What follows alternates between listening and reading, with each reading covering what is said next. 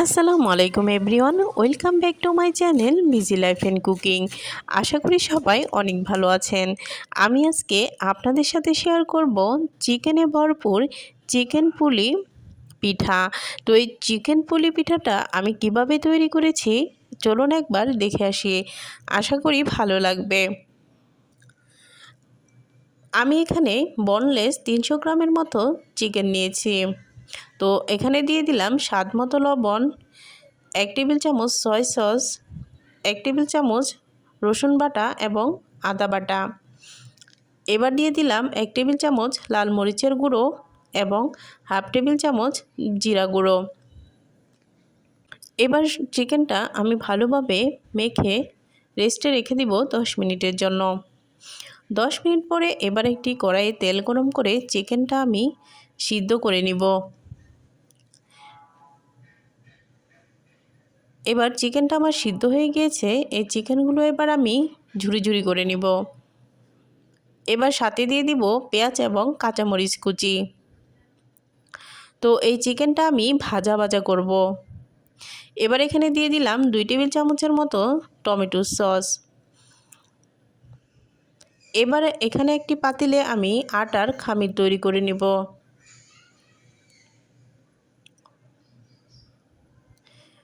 পরিমাণ মতো লবণ দিয়ে এবার আটাটা খামির তৈরি করার জন্য প্রস্তুত হয়ে গিয়েছে। এবার আমি এখানে রুটির মতো তৈরি করে নিব।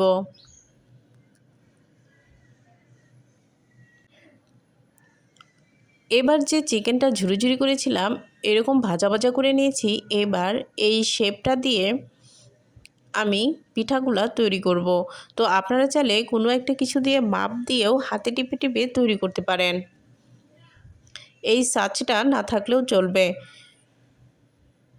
এবার চিকেন দিয়ে উপর দিক থেকে চাপ দিলেই পিঠার শেপটা হয়ে আসবে।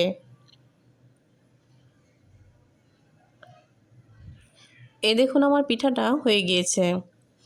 এটা কিন্তু কোনো একটা কিছু দিয়ে গ্লাস বা বাটি দিয়ে চাপ দিয়েও আপনারা হাতে শেপ তৈরি করে নিতে পারবেন।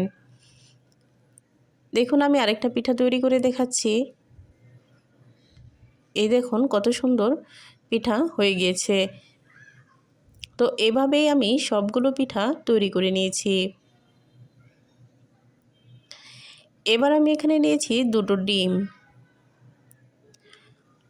এখানে পরিমাণ মতো লবণ দিয়ে ডিমটা আমি ফেটিয়ে নিয়েছি। এবার আমি এখানে ব্যবহার করব ব্রেড ক্রাম্ব। এবার ডিমে পিঠাগুলো দিয়ে ব্রেড ক্রাম্বের উপর দিয়ে ভালোভাবে ব্রেড ক্রাম্বটা লাগিয়ে নিব।